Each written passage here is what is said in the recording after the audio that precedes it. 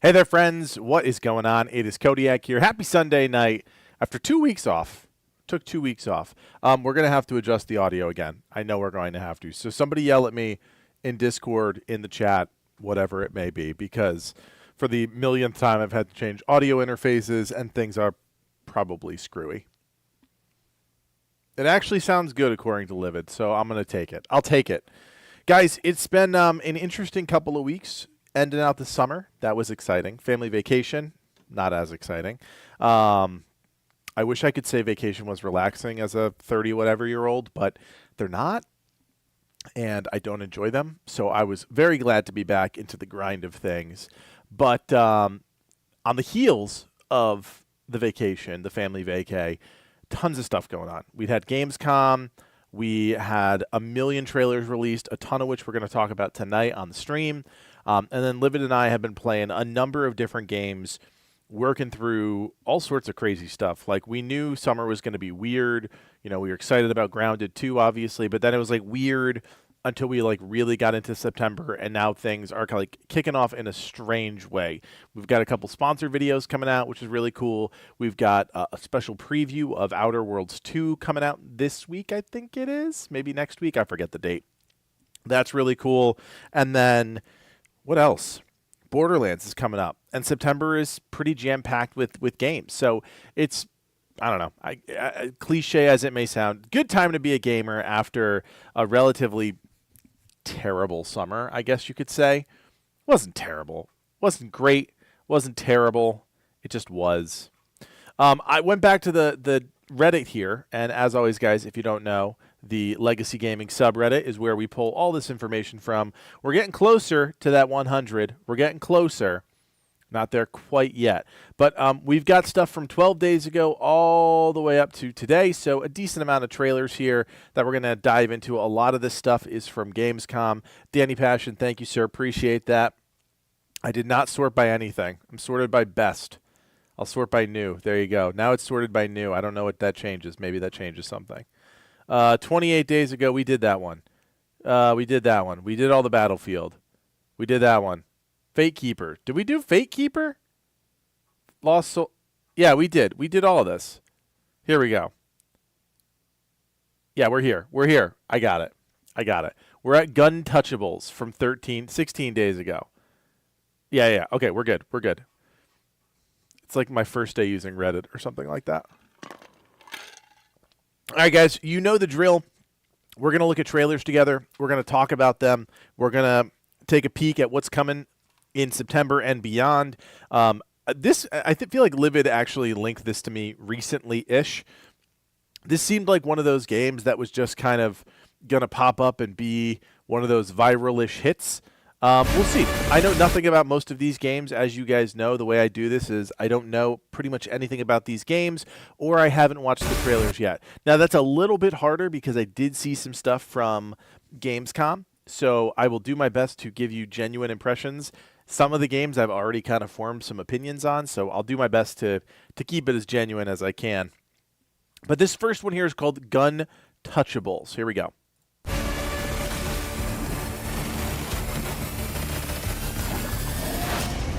I didn't like that.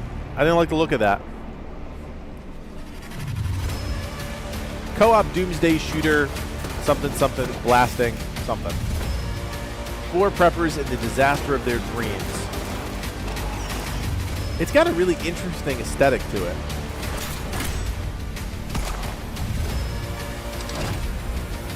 Buff your guns. Oh, I like that. It's cool. It's like there's an element of, obviously, arena shooters in here. Feels a little bit like Enter the Gungeon in a way.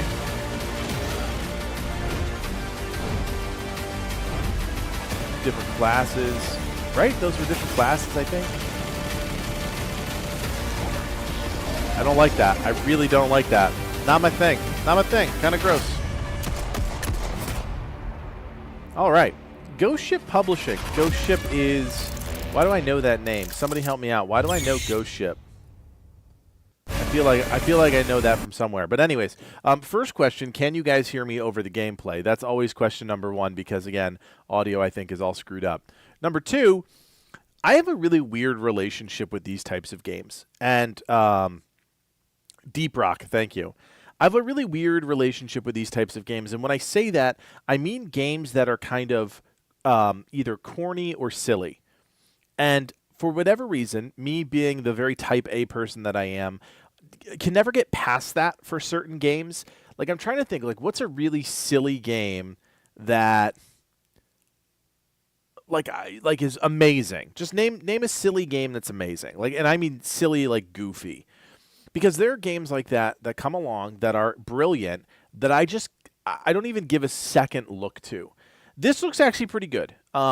There's a lot, I love the new arena shooter genre. I say new. The arena shooter genre and how it's really just kind of come into this like weird, not renaissance, because it really is a relatively new thing in its modern sense, but it's so well done. And this particular game, it's got that silly vibe, but you can also see it's got a lot of really sophisticated systems. And when I say that, I mean gunplay, the roguelite elements of it. Like, you can just tell that there is a competent team of devs behind there. Things look very smooth. Things like all of those small nuancey things that usually are not there for an indie game are there here. Like, especially the gunplay and the smoothness of everything, which is not easy to replicate, right? This particular genre can get very stiff very easily if you don't have like a really strong developer. This looks really good. Interesting to see these kind of characters here. I paused on Scouter Karen, but it looks like very similar to a oh my gosh, what's the name of the game? Risk of Rain type of game, your character is unique and has a unique set of abilities. I think, yeah, it looks like it. So Alfred's got a different set than Karen, and I forgot who the first one was here. Let's see if I can pause it on time. Marcus, yeah, so definitely a different set of abilities per character. So that's cool too. Like I like that. I have never been one to like classless games. In fact, I've always been a proponent of classing a game, whether it's an MMORPG, RPG in general, ARPG. Like I don't think the ability for everybody to do everything is good. In fact, I think it creates this like blandness with games. So this is the Guntouchables. I think it's really cool. Not the Guntouchables, just Guntouchables. It's a really cool looking game.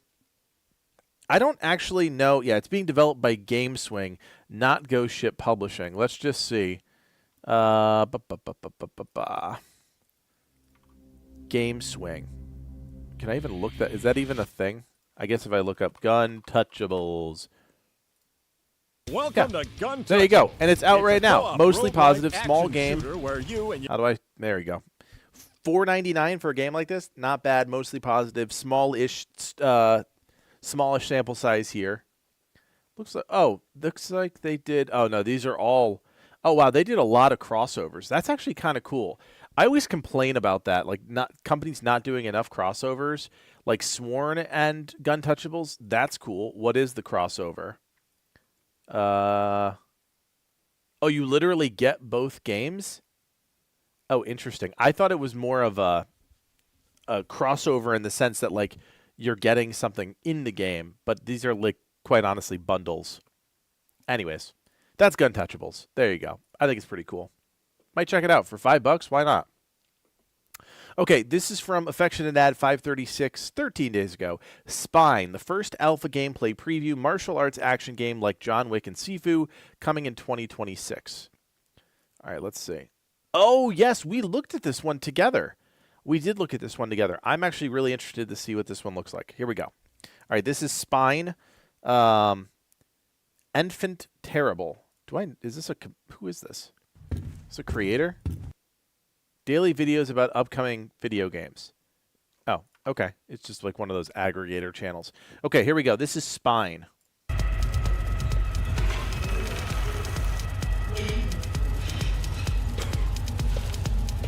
Hey, Jimmy. The usual, okay? Don't love that voice acting. Pretty stiff. Have you seen all those bodies? First the Muckin Massacre, now the Hive. Busy. What are you talking about? Take her down! That wasn't me. Come on, at least don't bullshit. Hey! She won't haunt us anymore. Taste that, killer! This is for everyone. It's almost got like an Arkham type of combat, but obviously with guns. Like the way she floats from enemy to enemy feels very Arkhamish. And now it's been a hot minute since I played Arkham, but like that's the type of action it kind of feels like, which is cool. I'm cool with that. The random shooting does not seem that great.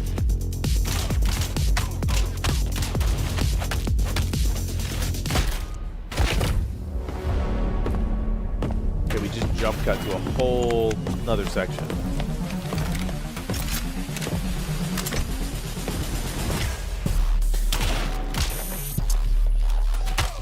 What Slimes, what do you mean by that? Best combat for its time.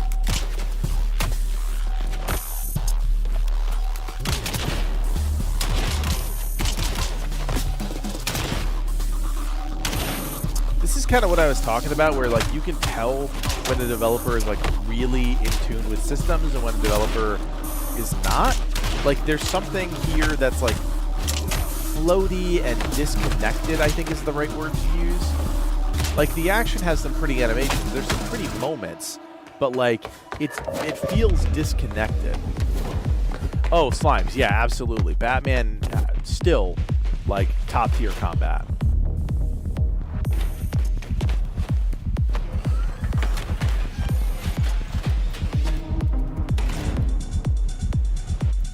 Yo, she'd be dead, straight up. I do like the spray can thing. I think that's really cool. Like you know, we always look for these little things that's going to kind of innovate or change up something that we are very familiar with. The spray paint's kind of cool, especially because it lingers on the body.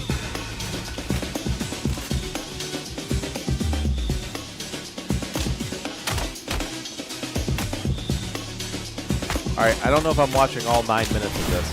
I feel like I've already been watching this forever. Let's see, there's another boss fight here. Let's see how this boss fight is.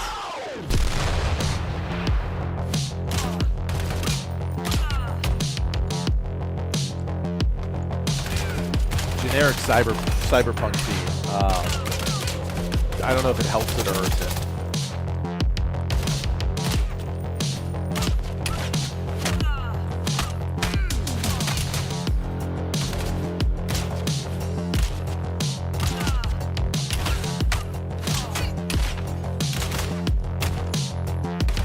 Like, there's some sequences in here I'm like, okay, this looks okay.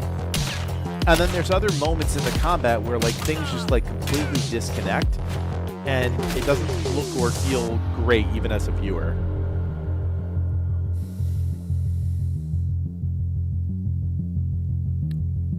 Pretty cool looking world. I'll give them that.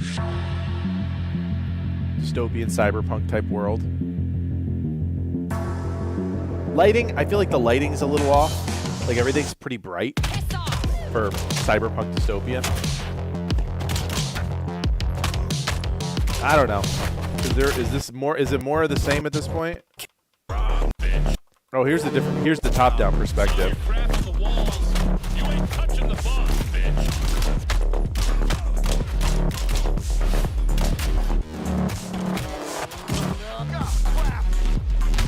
Like, it's almost like a completely different game like this, which is really fascinating. I don't know if it feels better. It's different. It's different. And some of those, like, nicer animations translate really well to the top-down, which is cool. Oh, well, there you go, Malik. There's a lot of games like this. I mean, this is almost like, you know, pick your favorite isometric roguelike. And, you know, obviously this is like an extreme top-down angle, but there are games out there like this. What's the one, I'll pull it up while you guys are watching this for a second, that we played for a hot minute that you might enjoy. Let's see if I can find it in my thing relatively quick.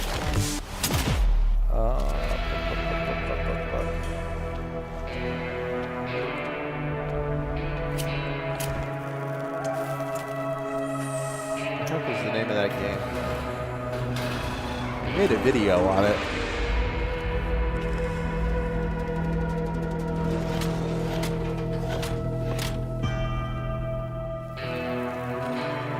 I'm not going to be able to find it. Nope. All right, let's check out the boss fight here, and then we'll move on.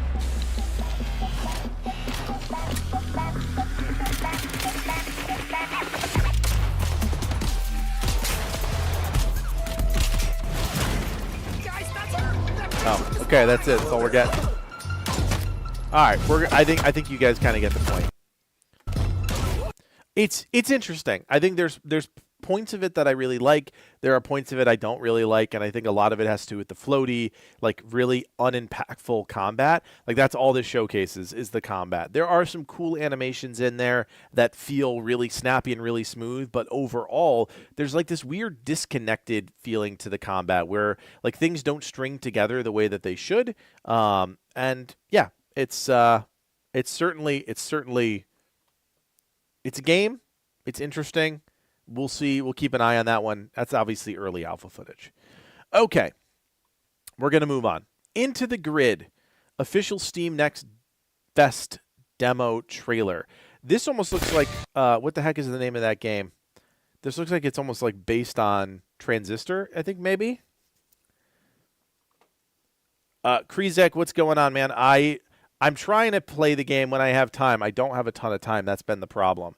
I really, really want to play it and really do its due diligence. But yeah, anyways. All right, this one's called Into the Grid, guys. Here we go. Oh, card game. So this is weird. This looks like a mobile game.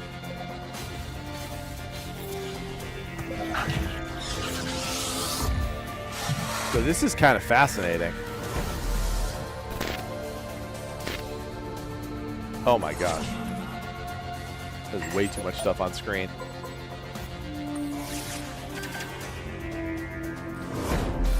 There's way too much stuff on screen. What is happening?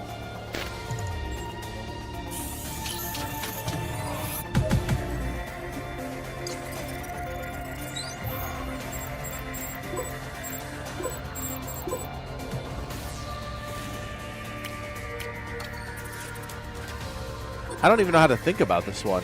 This is such a departure from what we were just talking about.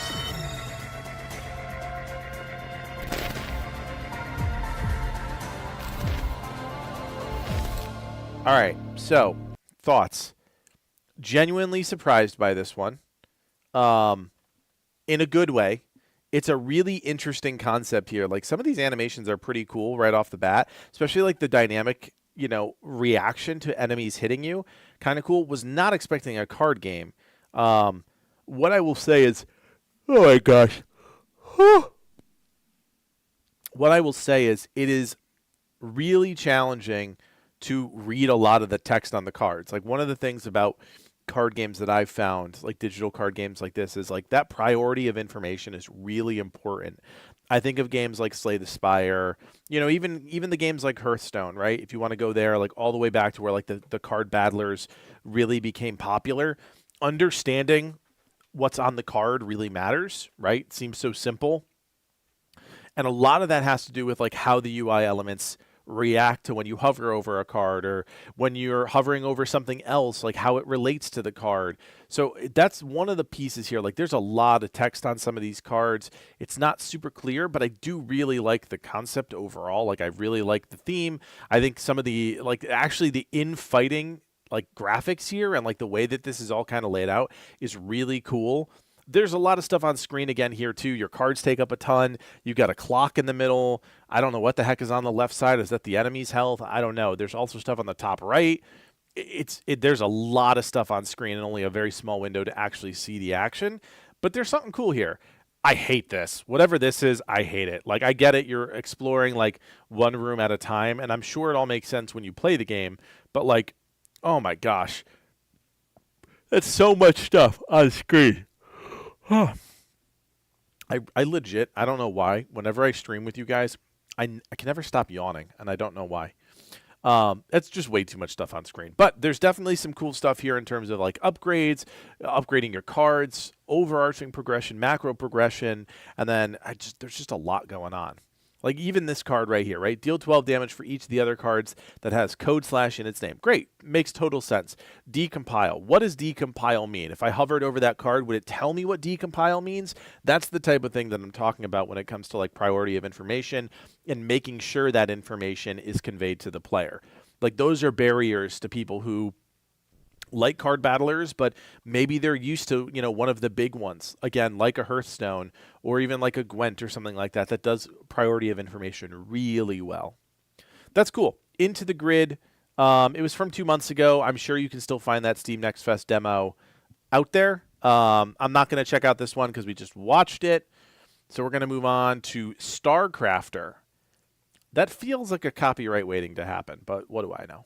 Okay, this one is called StarCrafter. This is from 7 months ago. My goodness, we are going back. But anyways, who cares? Because I haven't seen it, and maybe that means you haven't seen it. Here we go. StarCrafter. My computer is like locking apart on me. Here we go.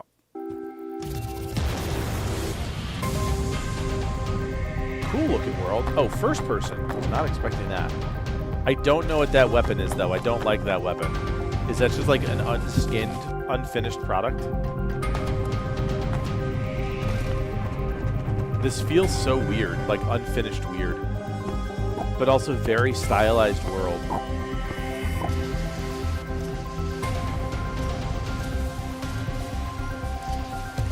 Okay, we're launching lots of missiles. At what?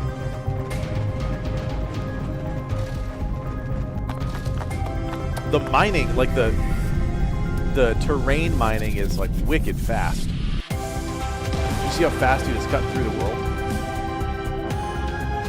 Wait, what? Oh, you can actually fly? That's kind of cool.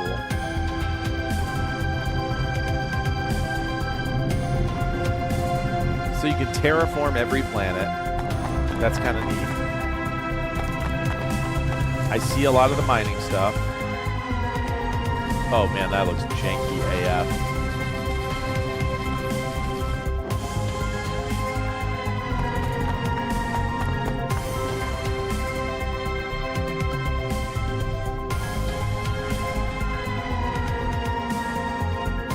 It's wild. Like the sense of scale is so off in this, and it's really throwing me for a loop. Like when he landed the ship there, it really threw me off.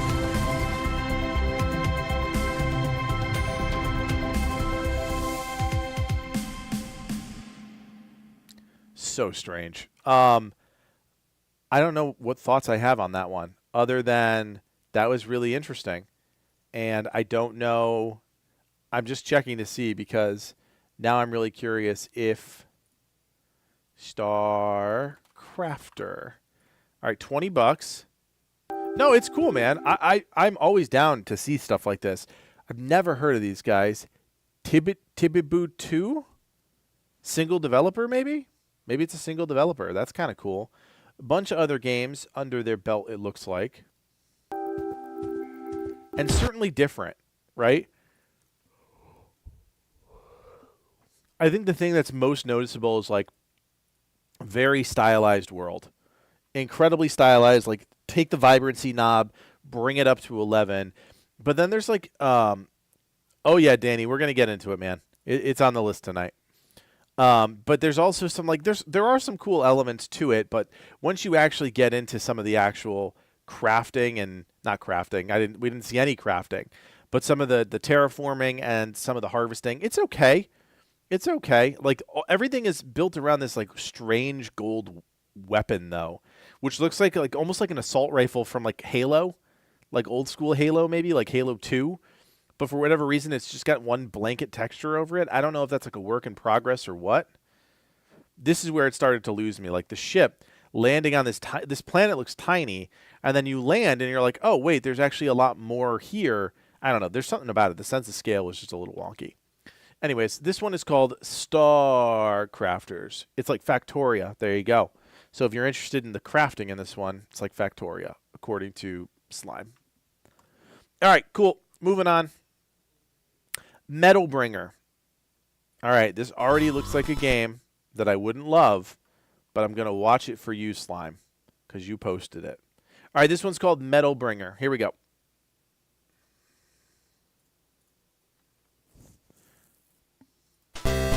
Danny. Thanks, brother.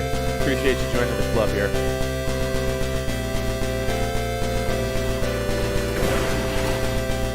Oh. Okay. Not what I was expecting. Feels a little arcadey.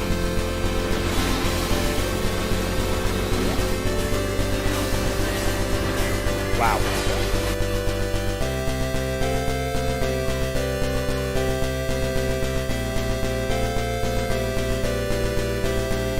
Some pretty cool mech stuff. That's neat. I don't know. I honestly had no idea. From the thumbnail, I did not know what to expect.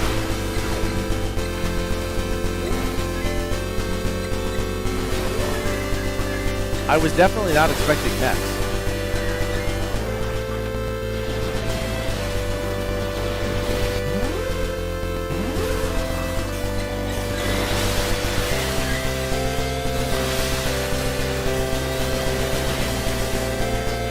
Yeah, music does not match the trailer. I'll give you that. I also kind of like it. I genuinely like it. Like I was not expecting it. Like that thumbnail did not do the thumbnail did not do the game actual justice as like what it was. But this like I don't know. Is that isometric? It's kind of isometric. Yeah, I guess that's isometric. Definitely some sort of roguelite or arena, but it's bullet helly. It's very bullet helly. And like once you get the mech, you're actually kind of like, oh, there's a lot going on here. It's kind of cool. What actually strikes me the most is the aesthetic. It's got this like old school vibe to it, but it's in 3D space. Like, sorry, 3D space being like it's a 3D game, as opposed to like 2D. Danny, thank you, brother. Appreciate the support, man. It means a lot. Thank you. The mech stuff is cool. I really like the mech stuff. Fervor, that's because you're a degen. That's different. That's different. But yeah, no. I mean, I think if I was them, I would make that thumbnail way stronger and actually like showcase what the heck the game is. Because while it might have been an easy click for Fervor, it's not an easy click for me. I would never have clicked on that. But I do really like the action. It feels very fast. The mech stuff is very cool. Looks like there's a decent amount of customization in there in terms of like your weapons and your gear. That's kind of cool too. But anyways, that is Metalbringer EX, or is it just Metalbringer? I don't know. Yeah, I mean, isometric is technically, I believe, one very specific angle, like 3/4 up on the side. But I feel like developers have been really pushing that over like the last 5 years. Like everybody does isometric. Why not do it slightly different? And I'm sure that's exactly how the conversation went in the studio, right? It was like, well, everybody does isometric. What if we just did it a little different? Would that make our game unique? Maybe. That's kind of cool. So, all right. 9-Bit Armies, A Bit Too Far launch trailer. Let's see what this one's all about. Oh, I kind of already like the look of this. It's like toy soldiers. Here we go. Chaotic War Simulator, but in 8-bit world. Yeah, no, man, that's the whole point of this. I love it. Oh, little aliens. That's like War of the World characters there.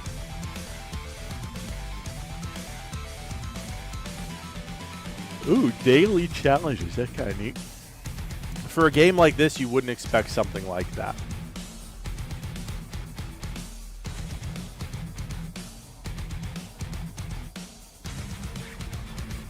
Dropships?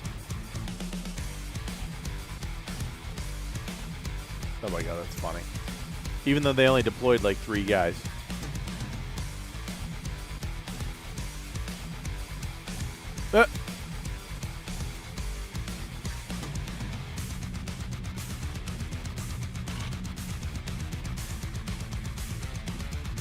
I don't think so, Danny. That's definitely not a game Livin and I have any like affinity to. We don't usually touch remasters or remakes.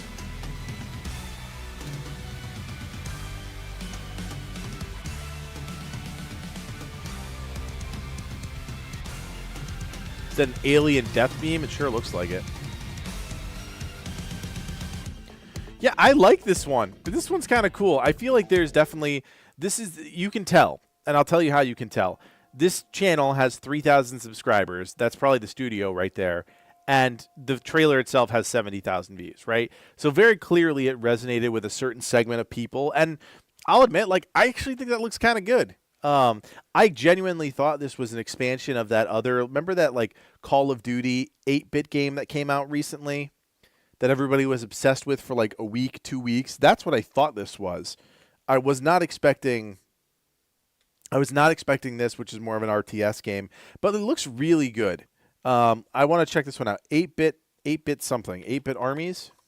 BattleBit. That's it. Is it this one? It's got to be this one. Is this like a massive bundle of games?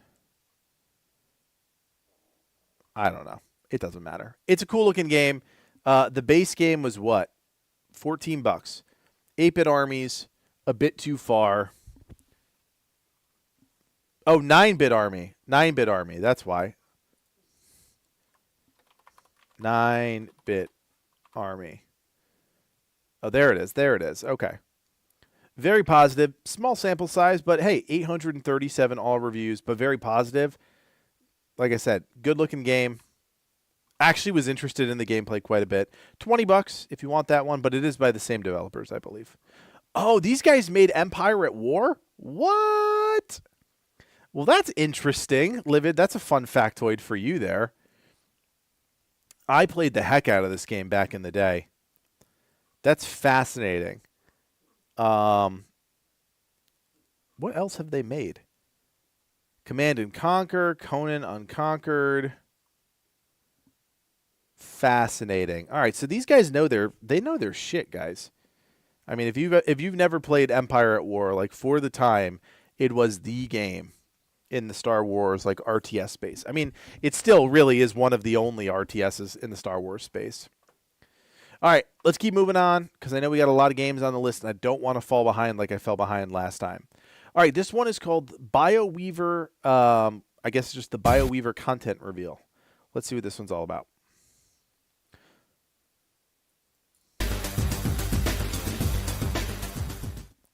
Hello everyone, I'm Bob, the community manager of Emperor Game. Hey, Bob. Today, I'm here to introduce our new game, BioWeaver. It will be released on Steam in October this year. In today's video, we will explain the core contents old of game. the game. Slime. Afterwards, we will also talk about some quality of life improvements. So let's begin now. Welcome Ludia, the chief designer of BioWeaver, to give us a brief presentation.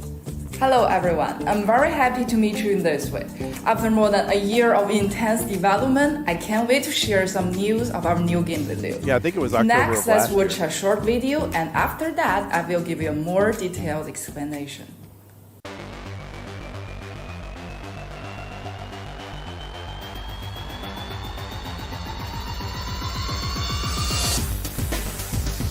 Why is the quality so terrible? Hold on. Oh, that's literally it. Okay.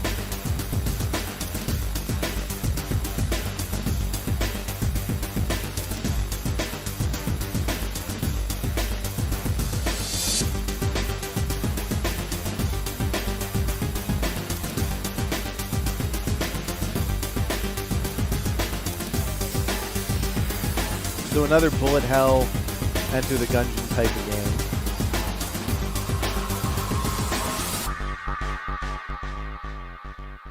Interesting. BioWeaver focuses on the treasure hunting and character building. To better fit this core, we have developed a new method to select game levels. The game is made up of 5 acts, each of which contains multiple levels. The resources and organs that can be collected in these levels will be different. So you may find desired organs by targeting specific levels. In addition, each act has its own boss. The difficulty of the levels and the rarity of the drops can be adjusted.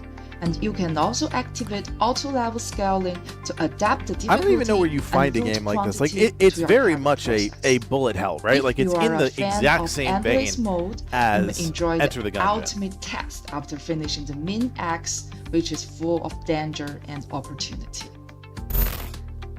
Organ mutation is a feature system in BioWeaver.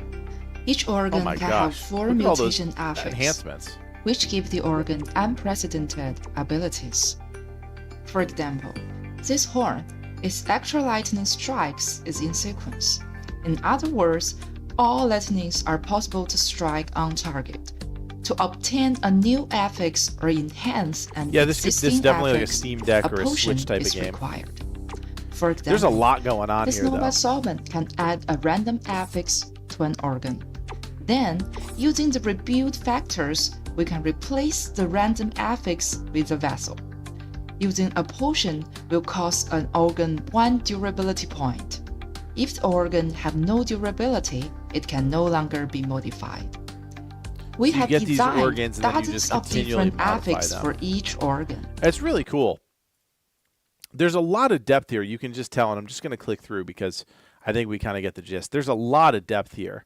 But there's also there's some complexity. This is not an easy game to grapple with, but the combat actually looks really cool. Like when you get down to it, like the combat combining all of those different organs and all of the ways that you're kind of manipulating them into action is neat, and it all kind of manifests in different abilities that your character has. Right, you can see that pretty clear as day. It's a cool one, BioWeaver. This one came out last year, so if you're interested, you can check that one out. All right, let's see. I'm gonna jump up. Yeah, it definitely looks complex. I don't know if deep is maybe not the right word. I want to jump up a couple games here just because, Slimes, you're all over the place with this stuff. I'm going to check out Of Peaks and Tides. This is something I think Livid actually linked me the other day that I never had a chance to really look at. Like, I looked at it, but I didn't look at it. 546,000 views in just 5 days. Surefire sign that people are at least intrigued by it. So let's check this one out. This is Of Peaks and Tides.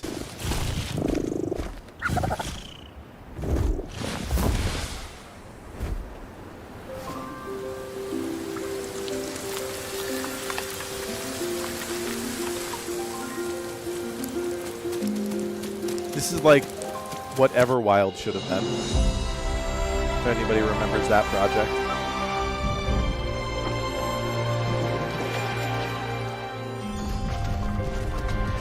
Really cool aesthetics.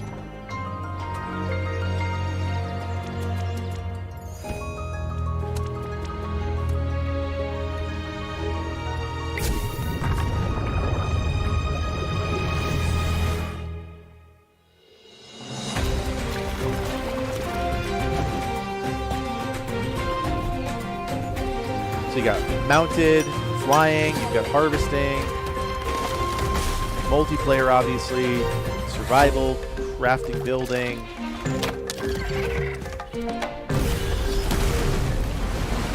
Interesting types of terraforming.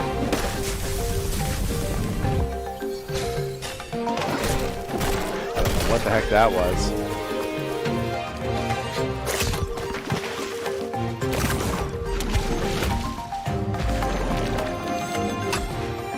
There's a lot of like quirky things in this.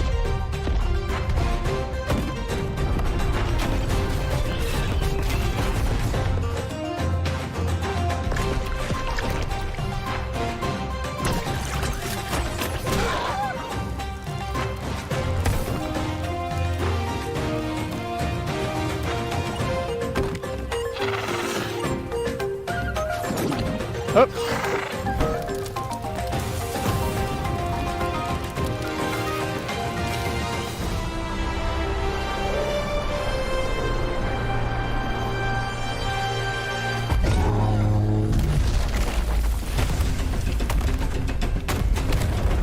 What?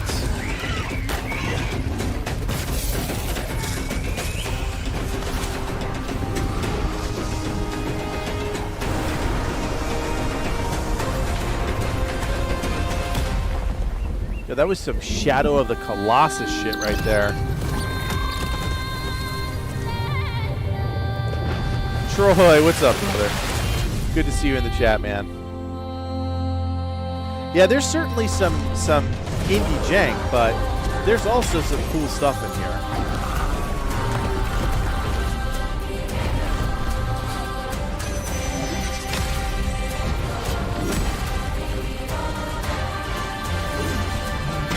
It just keeps going, too. Like, I thought this was going to end like 2 minutes ago. Yeah, Tetris, I'm kind of with you, man. I'm not going to lie, and I'll tell you guys why in a second.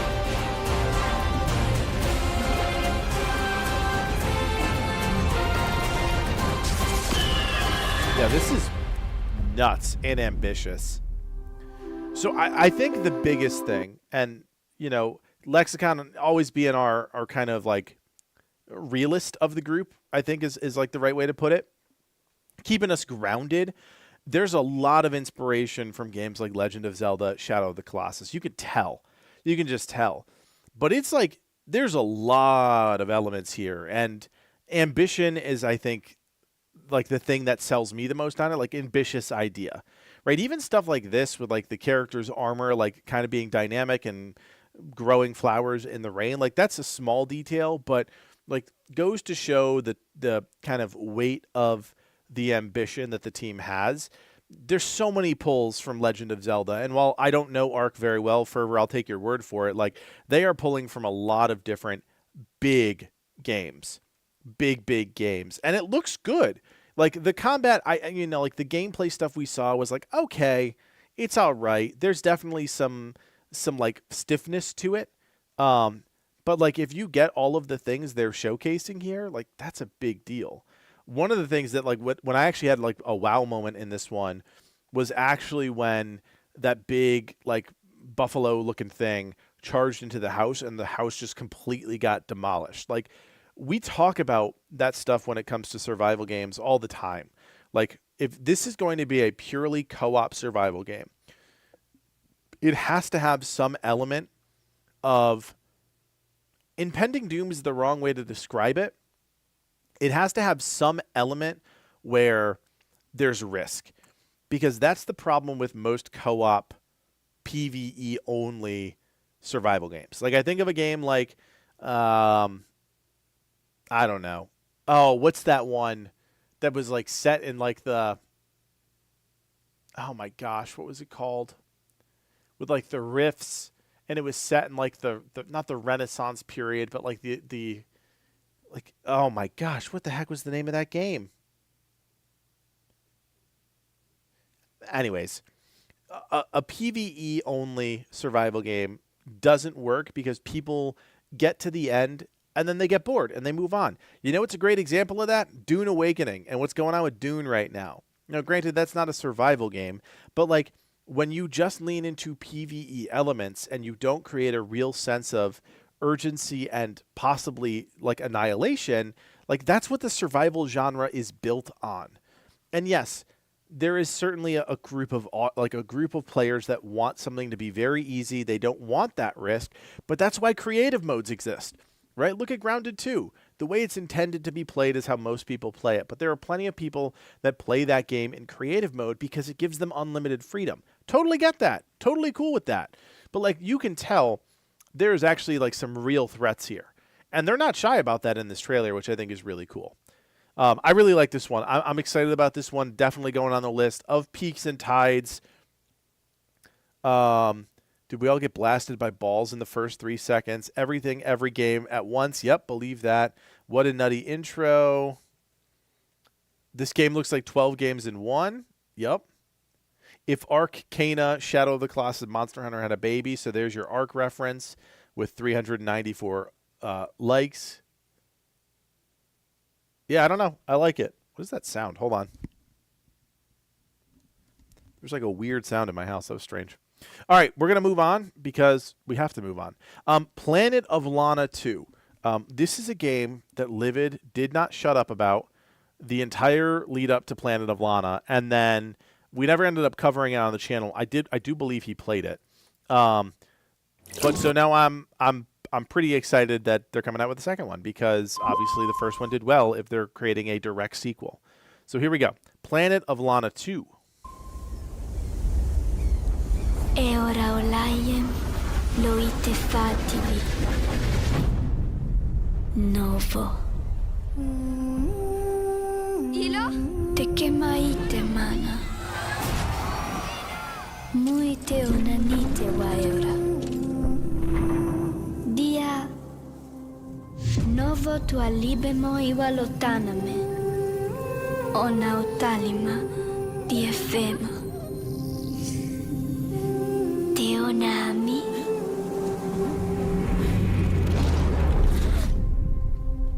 Toma tua calio, terali.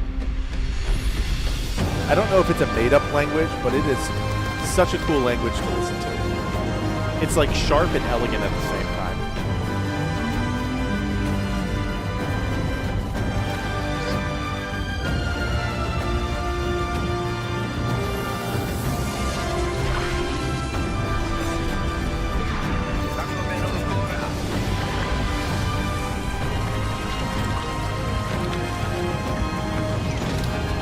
Oh yeah, Danny.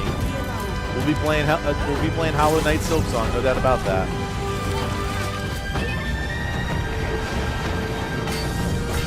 Kano was a great game. I think that was Livid played that game. We reviewed that one.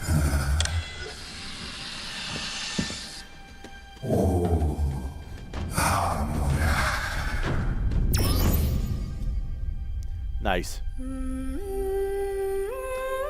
You know what's interesting about this one, and I'll give you guys some pretty raw and unfiltered thoughts just based on the fact that I never played it. It's rare that you see a small game like this get a direct sequel, right? Like Planet of Lana did very well. I don't know how well it did, but it did really well. We'll look it up here really quick. So it's interesting to see that it's getting a direct sequel, mainly because, let's see. So Planet of Lana, 1999. Okay, like not a ton of like 3,000 reviews is decent, right? Like sorry, 2,700. That's a decent amount of reviews. I don't know if that merits a full-blown sequel, because here's the thing about a game like this, and you have to think, okay, so of all the people who played Planet of Lana, their attempt for a direct sequel is to get all those players to come back. Are they going to be able to do that? Probably not. Let's say 80% of them come back. And it's very clear that this is a continuation of what happened in the first game, right? So, hold on. My head is incredibly itchy. I was on a real thread, and then I had to stop for a second. So you have 80% of the people coming back to play the second game, but you're not doing a whole lot to actually entice new players. Like, as a new player, I look at it the same way that I looked at Planet of Lana. Like, man, this looks really cool. But if I see this, I'm like, oh, well, dang, now I got to play the first one. So unless they're really, really smart and do some sort of like insanely discounted bundle where like you can play the first one for $3 and you get the second one for normal price, like fine, okay, cool. Then you get this like big combo game. But if you just try and promote the second one and you just try and push people to the second one, it could work. It's a strategy that could work. I'm just saying it might not have the same impact that, you know, trying to do something that brings in new players. Right? I think that's part of it. But anyways, Planet of Lana 2, Children of the Leaf, looks incredible. This is not their... I don't think this is the actual developer, is it? No, this is just some aggregator channel. Yeah. Yeah, anyways, I think you guys should check out the first one. I know Livid really liked it. That is not what I wanted to do. Son of a gun. Hold on. We're coming back. Here we go. We're back. New. And where were we? We were down here. Okay. All right, we're moving on. Affectionate. I'm really worried to click on this one, but I'm also massively intrigued. This is called Felt That Boxing. It very clearly has something to do with the Muppets or something Muppet-esque. Puppets, right? Puppets. Felt. I don't know. I don't know what to think. I'm actually kind of scared. Here we go. Lost Puppet Orphanage. Okay. Fuzzy, the tournament of a million punches, you'll get yourself killed! An unadoptable orphan.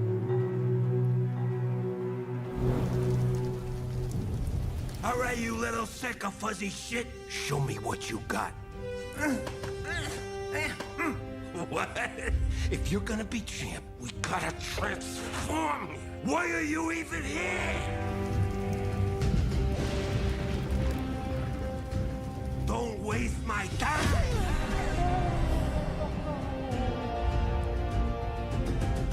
Save us, Fuzzy, or we'll die.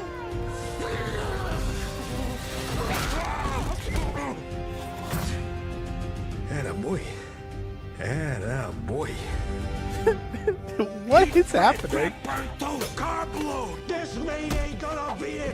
Is this the gameplay?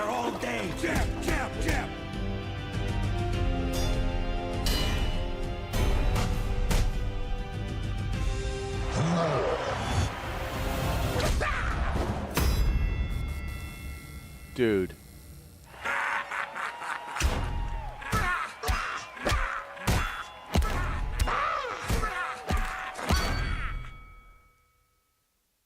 Dude, that was the weirdest trailer I have ever seen. So I think, to try and be a professional for a minute, I think this is a truly, like, they used real puppets in real environments.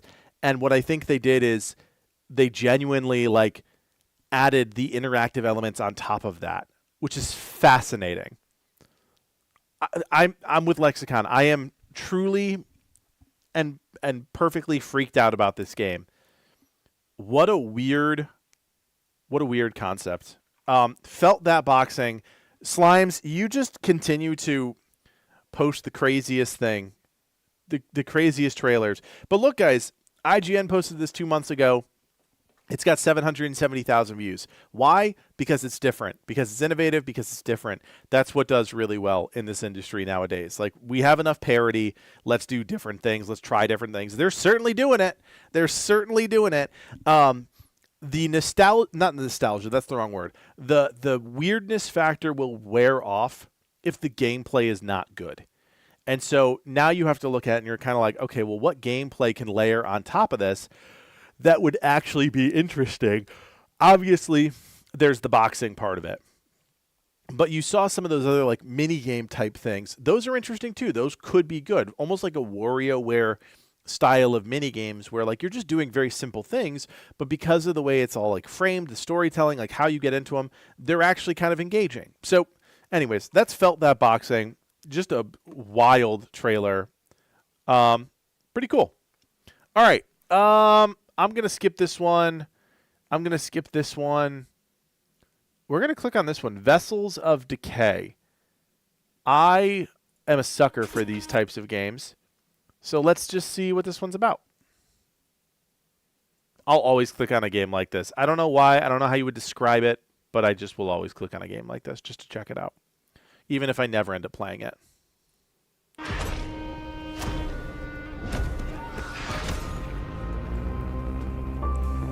It reminds me of oh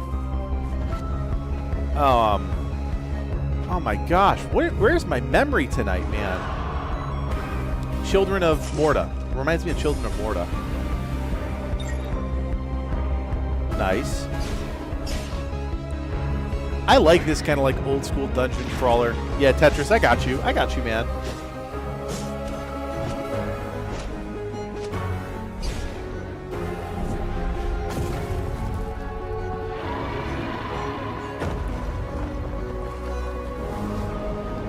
Looks really well done. Join our playtest on Steam. This is a couple months ago for sure, but I do actually really like the way it looks. I don't know if I have a ton of thoughts on this one other than it looks like Children of Morta. Children of Morta was a great game. Yeah, a little Hyper Light Drifter as well, for sure. There's a lot of like density built into some of these spaces, especially like the design of the world is really nice for this like pixely style, which again was like the Hyper Light Drifter Children of Morta style. Got some progression systems here, upgrading new abilities, unlocking things. I guess the question just is like, okay, well, what's the point?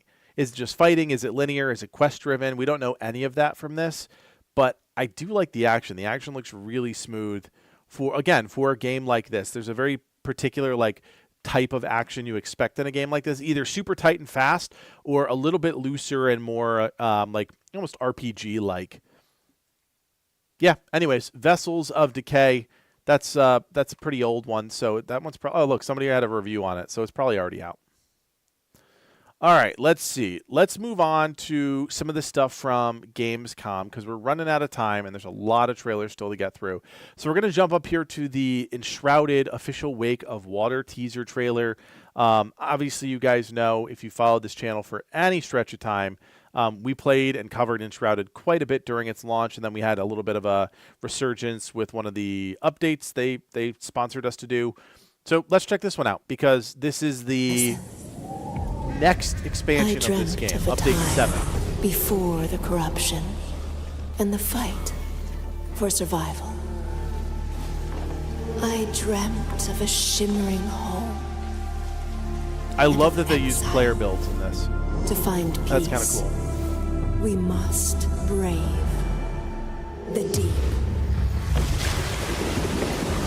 That was an awesome transition. Hear the old gods whisper, and an ancient fury awakens. We shall purge the profane and command the water to yield to our will, for there is no greater power than the flame of the faithful.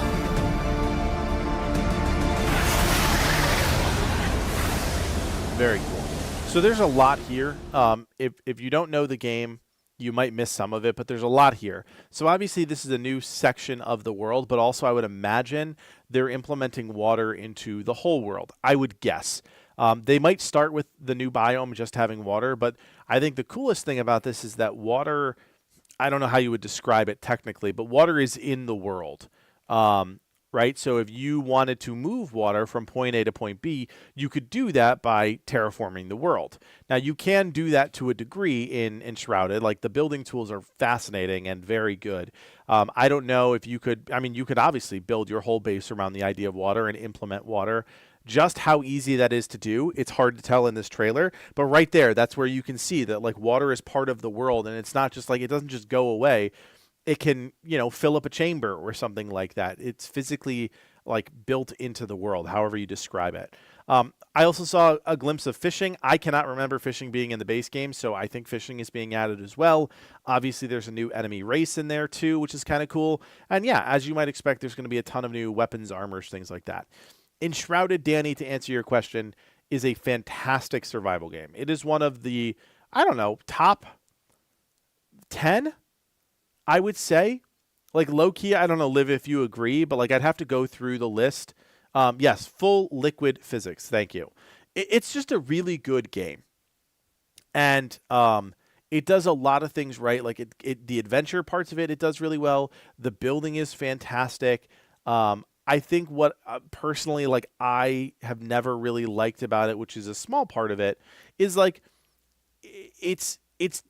it was never done, right? But it was in early access. So, like, it always felt like, okay, there's enough to do, but not an overabundance of things to do. So if you don't end up liking to build, you end up getting a little bored, right? Because you're fighting very similar enemies. You're fighting for loot that you probably already have. Like, you definitely have a very clear endpoint if you're not a builder or, you know, like a base builder.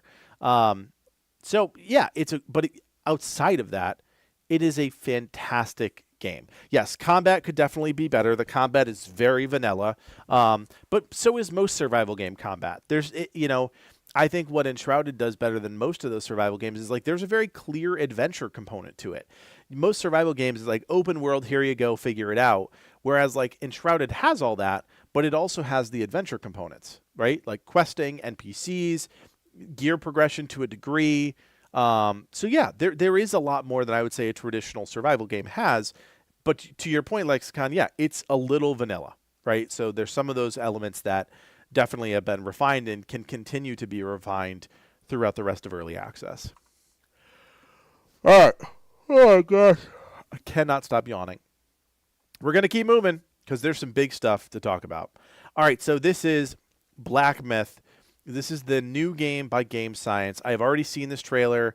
2.6 million views in 5 days. That's exactly what you should expect from this team who made Black Myth Wukong. I think you pronounce this Black Myth Zhongqi? I'm not sure. Definitely does not roll off the tongue the same way Wukong does. So that could be a barrier to entry for some, believe it or not. But let's check this one out. This is just a cinematic.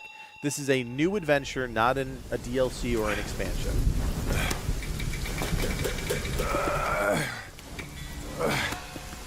Brother, help me here. You ain't even trying. It's all me.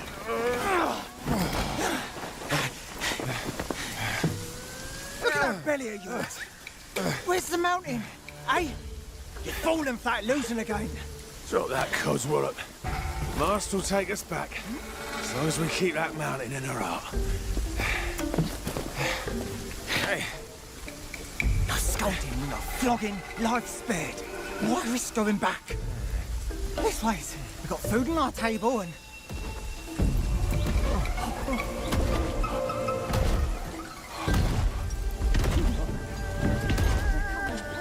It does live it. That's funny. Daniel, I have no idea.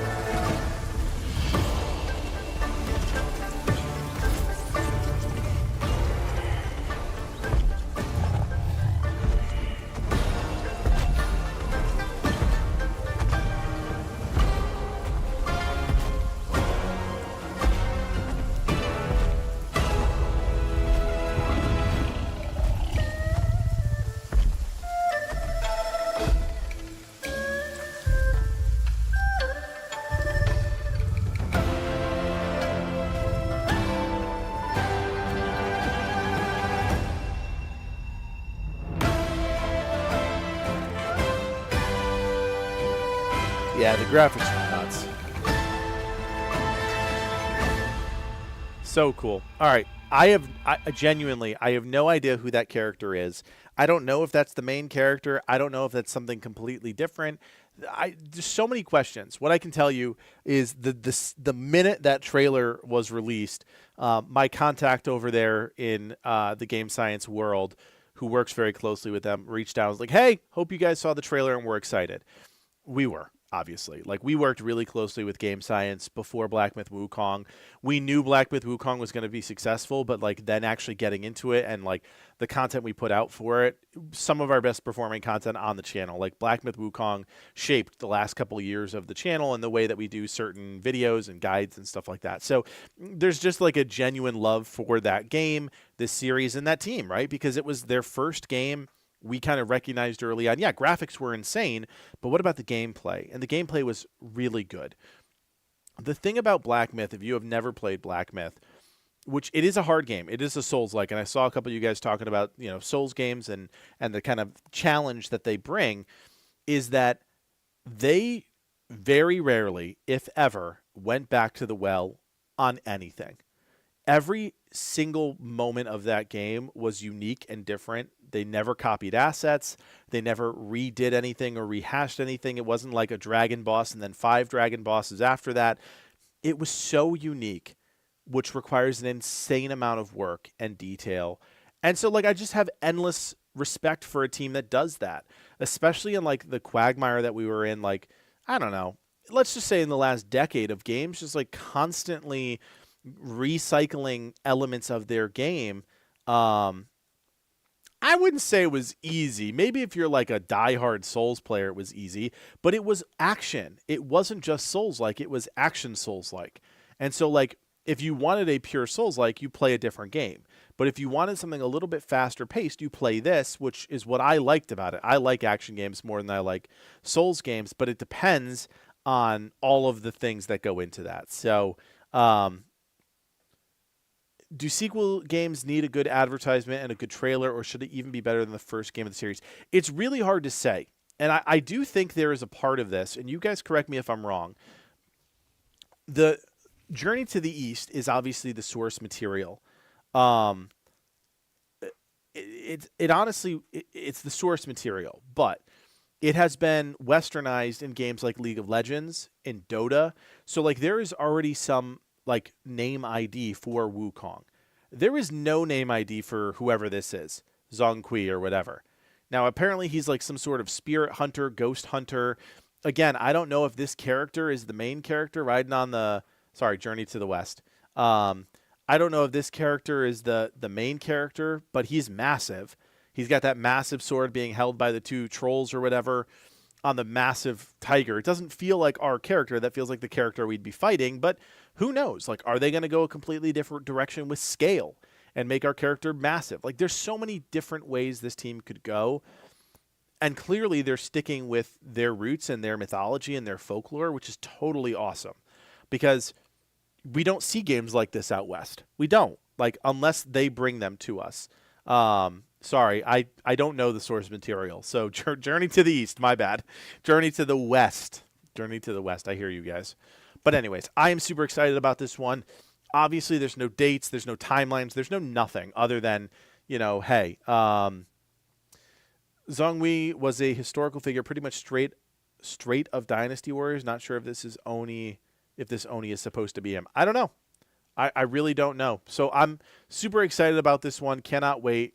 It's going to be a while, I think, before we hear about it again. But, yeah, there you go. All right. This is Livid's pick of the list, Dawn of War 4. My dude, if you guys do not know, Livid is obsessed with Dawn of War, and so for this to be randomly dropped, Livid is just over the freaking moon about this one. So I'm also excited about it. Definitely not as excited as him, but let's check it out. This is the Warhammer 40K Dawn of War 4 official announcement Peggy trailer. 18. Here we go. We have fought the enemies of humanity across 1,000 worlds. No respite, no remorse, no mercy. We are the wrath of the Emperor. his angels of death. But the Imperium lies broken, its armies scattered and reeling. Our foes rise to drag us down, and the galaxy has been torn asunder. On the world of Kronos, we make our stand. We are the Blood Ravens. There is no victory to claim here. Only vengeance to enact. Whilst even one of us lives, we fight. For only in death does duty end.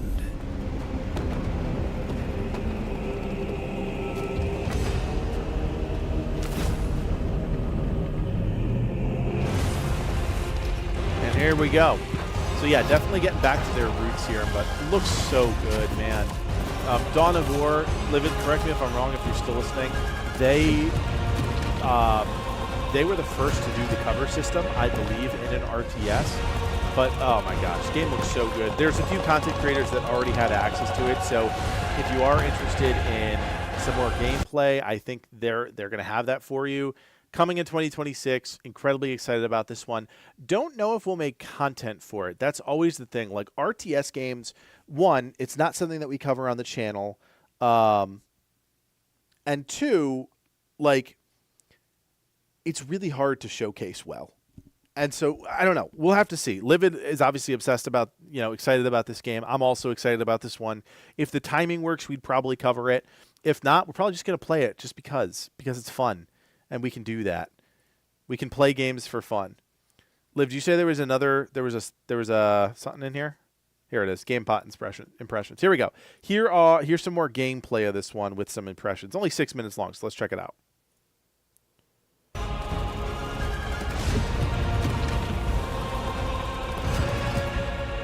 Dawn of War 4 wants to revitalize the RTS genre. And while that is a bold, ambitious, and certainly optimistic mission, while I can't say it will, I can at least tell you one thing, and that it is one damn good RTS. We are the wrath of the Emperor, his angels of death. I played about an hour of Dawn of War 4, and I got 4 major takeaways. Number 1, single-player campaigns. Now, don't worry. It's got its multiplayer. It's got its skirmishes.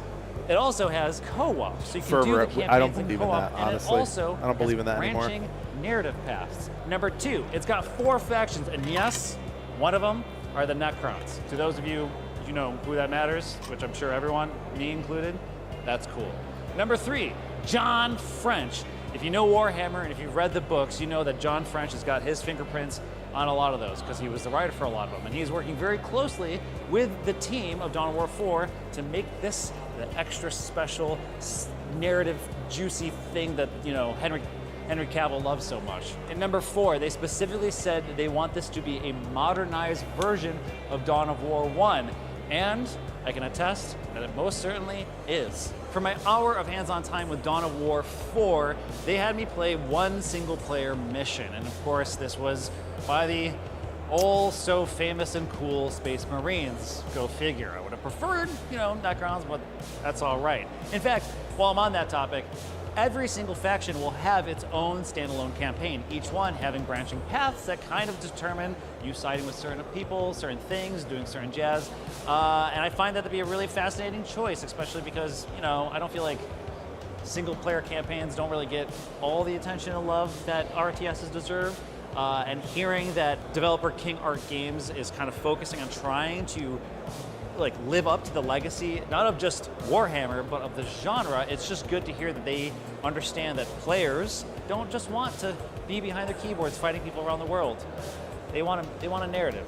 Now, with that said, I didn't really get an idea of what the story was or where the campaign would be taking me, but it's safe to assume the Space Marines and the Orcs, they don't get along. In fact, that was who I was fighting in my single-player campaign mission. In this mission, it was fairly basic, mostly tutorial sort of style mission. It was to teach the player how to build bases, because building bases is a big part of this. Get your units together and take over the nodes that are around the map so you can then start getting resources and then start making more more dudes, more machine guys, and get them over to the next side to take out the orcs. Probably the most impressive thing about this was they said they wanted to make a modernized version of Dawn of War 1, and this is it. It was a very intuitive, instinctual sort of experience playing this game.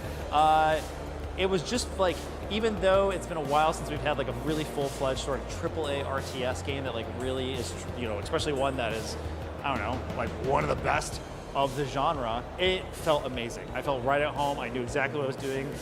Even though they had new hotkeys and like new control layouts that differed from the original Dawn of War 1, I never really skipped a beat. All I had to know was like WSAD moves your camera, and then right next to that is all the special abilities that your units and captain men have, whatever they're called. Look, zoom in on me.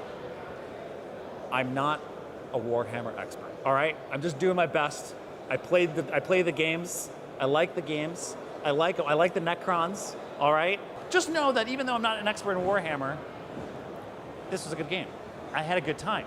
So that means if you're not a Warhammer expert, you should know that you're going to have a good time. All right, zoom back out.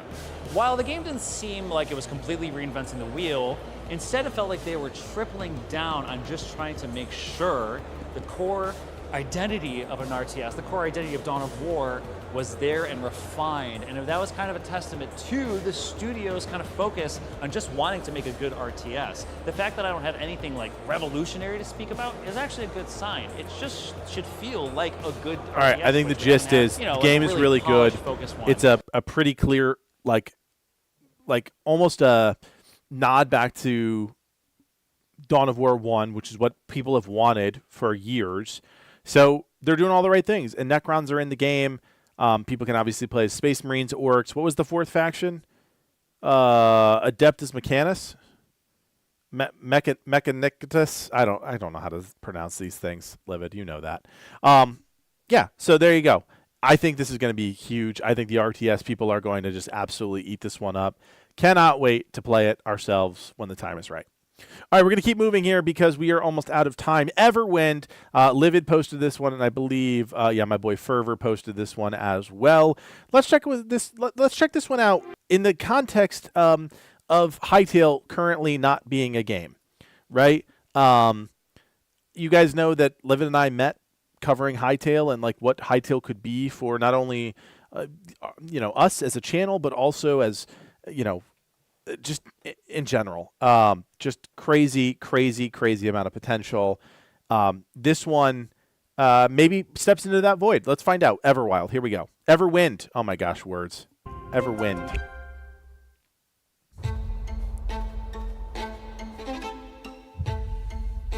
Yep. Looks good. Yep.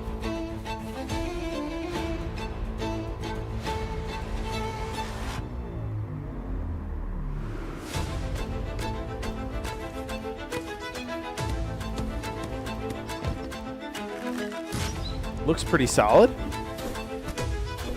Nothing yet, Daniel. Still waiting on Simon to tell us what's happening there. I like a lot of the more intricate pieces. We got airships, which is always cool.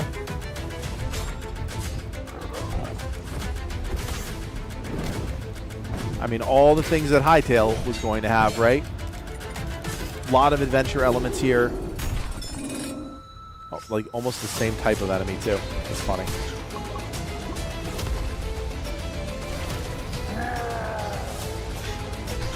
It's funny. This almost feels like an ex-Hytale dev made this, to be honest with you, which is kind of interesting. I like the compass and all the things that's kind of opening up from a gameplay perspective.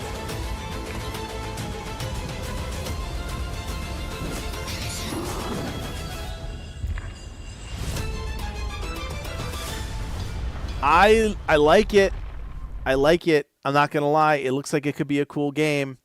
Enjoy? Is that the name of the studio? I've never heard of them. But very clearly, these guys watched Hytale and were paying attention to Hytale. There's a lot of similarities, not only in the game, but also how they structure the trailer. What Minecraft has been missing is the adventure component, in my opinion, right? And Hytale was going to deliver on a few things: the adventure component, the PvP minigames component, and then obviously like the expansion of building tools for creators. I don't know if this game has any of that or all of it or none of it, but like very clearly it's got an enhanced look and feel. It's leaning into the adventure side, absolutely. Yeah, Minecraft Enshrouded is probably a good way to describe it. The question is, are the connective pieces there, or is it just a survival game with just slightly more adventure-y type elements? Is there a questing system? Are there NPCs that make the world feel alive? Is there like anything that makes the world feel alive other than the enemies and the characters in the world, right? Like those are all the questions with a game like this. And the reason why Minecraft, while it's so popular, still has an evolution. There's still an evolution of this brick block genre out there. We just haven't found it yet, and it just hasn't been like an entire audience hasn't gravitated to it. So this is Everwind. I don't want to linger too long because we only got about 10 more minutes. Livid says, I got to get to Jump Space and Bloom. I don't know where Bloom. Oh, Bloom Walker. I assume he's talking about that one. All right, we're going to jump to Jump Space. This is going to be in our September Games video. It used to be called Jump Ship. I don't think you can call it that anymore for legal reasons. I don't know. This is another co-op game that I think you guys might be interested in, especially if you like space and working together. This is Jump Space. Here we go.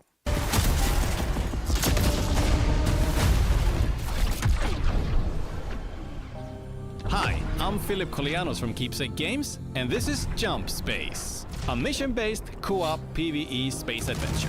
As a crew of up to 4 players, embark on a variety of missions across the galaxy and upgrade your ship along the way.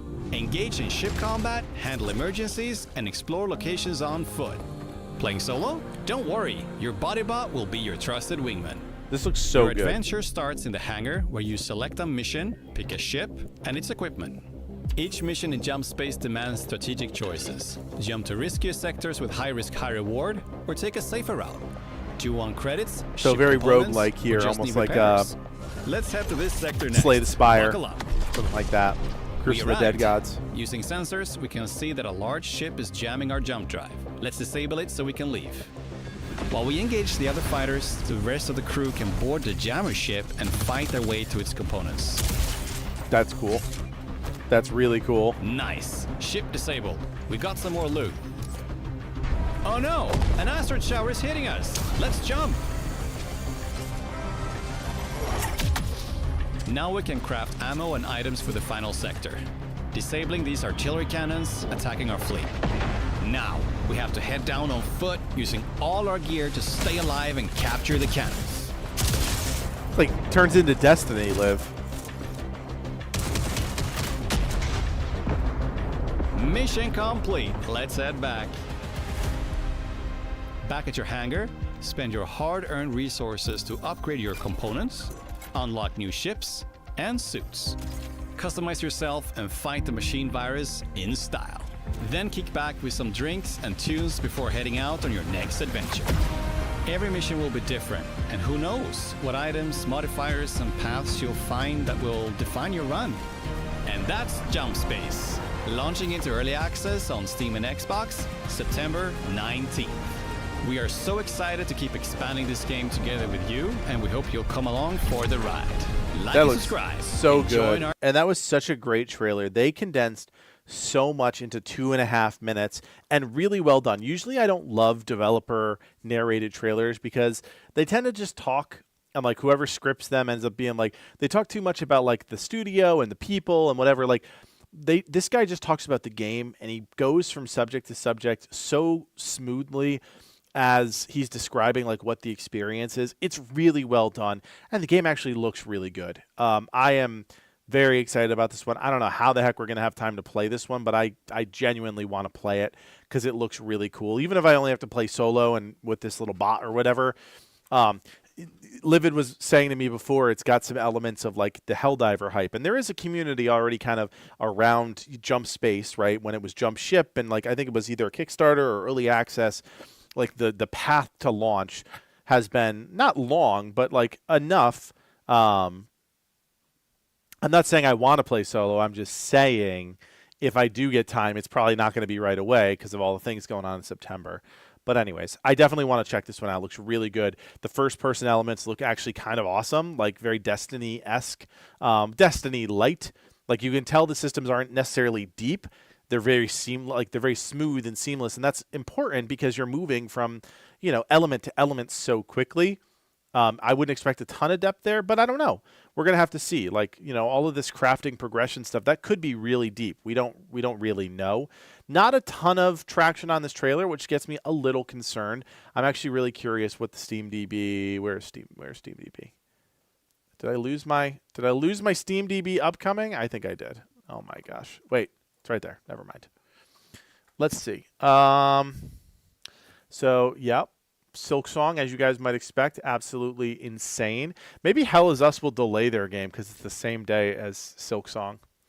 What a bad stretch of luck that is. Yeah, Silksong's on the 4th, man. You didn't know that? All right, so 83,000 for Jump Space, the same as Dying Light the Beast. That's pretty good, guys. That's pretty good. So yeah, I definitely would keep an eye on that one. All right, Livid said I had to get through one more, and that is Bloom Walker, I believe. I'm bummed that we're probably not going to get to Lords of the Fallen 2 tonight, but we will get to it next week. Yeah, Fervor, you're gonna have a great shot at that one, man. Just because you're literally gonna be able to beat it 5 times faster than most people, myself included. All right, here we go. Let's check this one out. This is Project Bloom Walker. Here we go.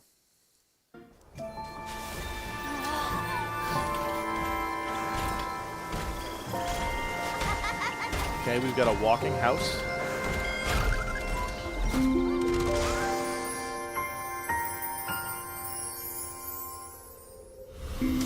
Rampant pollution has depleted the world's resources. And only your moving house and its mysterious power can cleanse the pollution.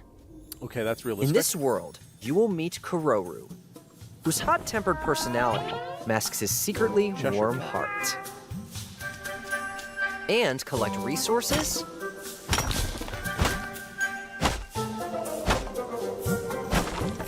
craft items for survival, I love the aesthetic. Gather oddlings, and decorate your settlement.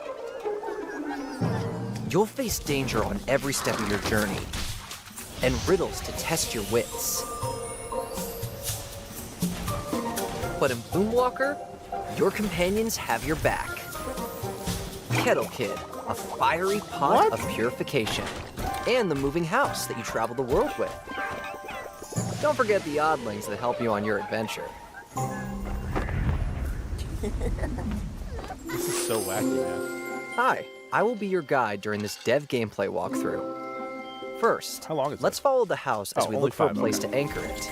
If you stick close to the moving house, you won't take any damage, and the forest will begin to be purified. Okay. Seems like this is the best place to anchor the house. If you activate the anchoring device, you can purify the surrounding area.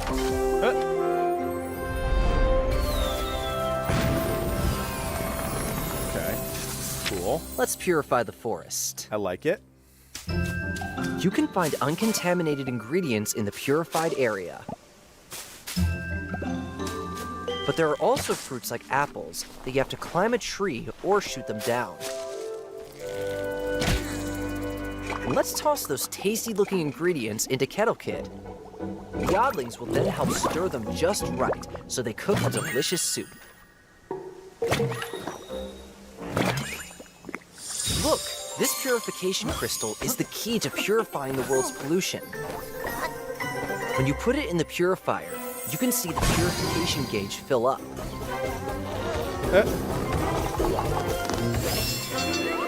Purification gauge is now full. Let's operate the purifier. Oddling statue. There's something new up ahead in that glowing area. Oh, it's an oddling statue. Look here. Don't the colors of the orb and the pedestal seem to match? Oh, one of the orbs is missing. Maybe it's on top of that mushroom. If you put the orb here in the spot from before... Wow! A bunch of new oddlings have appeared.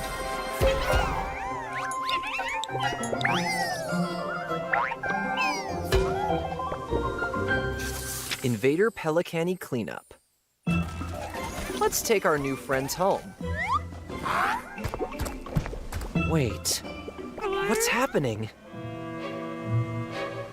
Oh no, it's Pelicani! Oh no! That wicked creature eats anything!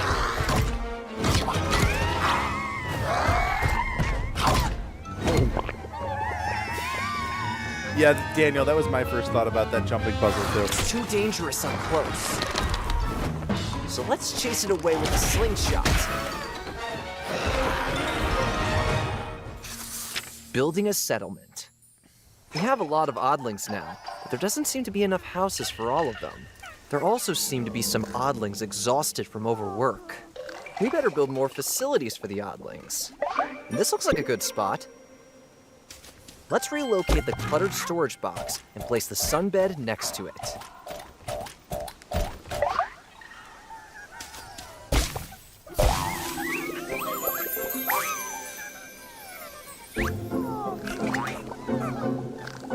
We filled enough purification gauges to restore the entire mushroom forest we explored.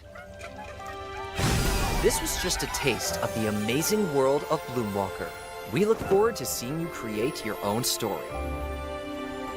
I'm like genuinely fascinated by this game, but also I'm like, okay, everything you showed me was super basic, right? And you guys know, like, most of the games we cover are not this basic. Like that jumping puzzle, perfect example. Like he was talking about it like, oh my gosh, look at this thing.